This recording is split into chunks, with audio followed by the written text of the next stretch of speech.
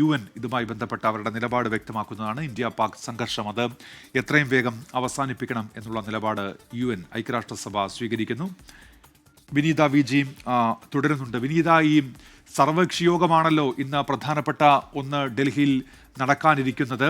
ഈ പ്രധാനമന്ത്രി പങ്കെടുക്കാനുള്ള സാധ്യതയുണ്ടോ, അതോ ഈ പ്രതിരോധ മന്ത്രിയും കേന്ദ്ര ആഭ്യന്തരമന്ത്രിയും മാത്രമാണോ പങ്കെടുക്കുക യോഗത്തിൽ?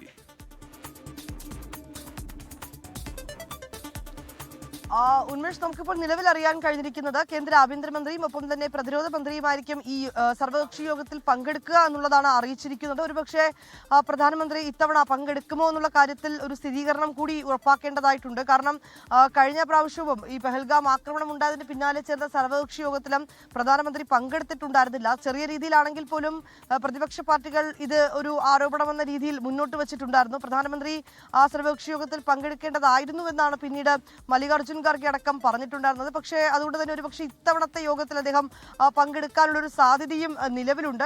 പക്ഷേ ഇപ്പോൾ നമുക്ക് വിവരം ലഭ്യമായിരിക്കുന്നത് കേന്ദ്ര ആഭ്യന്തരമന്ത്രിയും ഒപ്പം തന്നെ പ്രതിരോധ മന്ത്രിയുമായിരിക്കും ഇന്ന് ചേരുന്ന യോഗത്തിൽ പങ്കെടുക്കുക എന്നുള്ളത് തന്നെയാണ്.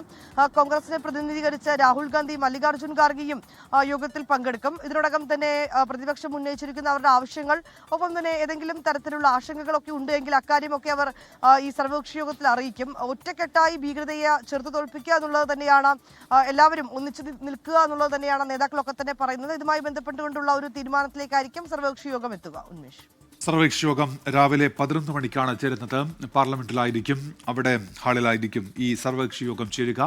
കേന്ദ്ര സർക്കാരിനെ പ്രതിനിധീകരിച്ചുകൊണ്ട് പ്രതിരോധ മന്ത്രി രാജ്നാഥ് സിംഗ്, കേന്ദ്ര ആഭ്യന്തരമന്ത്രി അമിത്ഷാ എന്നിവർ ഈ യോഗത്തിനെത്തും. പ്രധാനമന്ത്രിയും ഒരുപക്ഷെ ഈ യോഗത്തിൽ എത്തിയേക്കില്ല എന്നാണ് പുറത്തുവരുന്ന വിവരം. ഇതുമായി ബന്ധപ്പെട്ട് നിലപാട് വിശദീകരിക്കാനുള്ള കോൺഗ്രസിലെ കൂടിയാലോചനകളൊക്കെ ഇന്നലെ നടന്നതാണ്.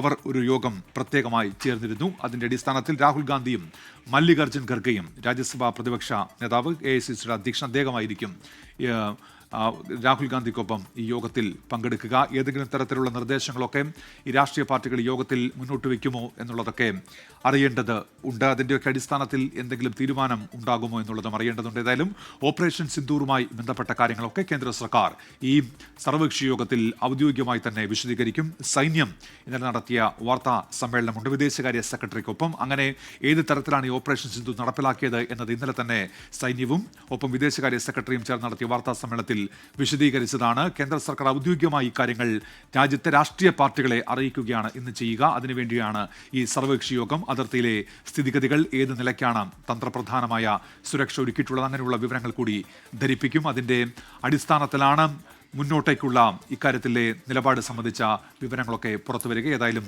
സർവകക്ഷി യോഗം നടക്കാൻ പോകുന്നു. അത് രാവിലെ 11 മണിക്കാണ് പാർലമെന്റിൽ ചേരുക. അങ്ങനെ കനത്ത ജാഗ്രതയിലാണ് ഇപ്പോൾ രാജ്യമുള്ളത്. ഈ ഓപ്പറേഷൻ സിന്ദൂറിന് പിന്നാലെയുള്ള സ്ഥിതിഗതികൾ അത് നിരീക്ഷിച്ചു വരികയാണ് സേന. അതിർത്തി സംസ്ഥാനങ്ങളിൽ ഉൾപ്പെടെ ഇപ്പോൾ കനത്ത ജാഗ്രതയാണ് സേനകൾ പുലർത്തുന്നത്. അതിനിടയിലാണ് ഈ സർവകക്ഷി യോഗം ഇന്ന് രാവിലെ 11 മണിക്ക് ചേരാൻ പോകുന്നത്. പാർലമെന്റ് മന്ദിരത്തിലാണ് ഈ സർവകക്ഷി യോഗം നടക്കുക. കേന്ദ്ര സർക്കാരിനെ പ്രതിനിധീകരിച്ചുകൊണ്ട് പ്രതിരോധ മന്ത്രിയും കേന്ദ്ര ആഭ്യന്തരമന്ത്രിയും സർവകക്ഷി യോഗത്തിൽ പങ്കെടുക്കും. കോൺഗ്രസിൽ നിന്ന് AICC അധ്യക്ഷൻ മല്ലികാർജ്ജുൻ ഖർഗെ ഉൾപ്പെടെ യോഗത്തിന്റെ ഭാഗമാകും.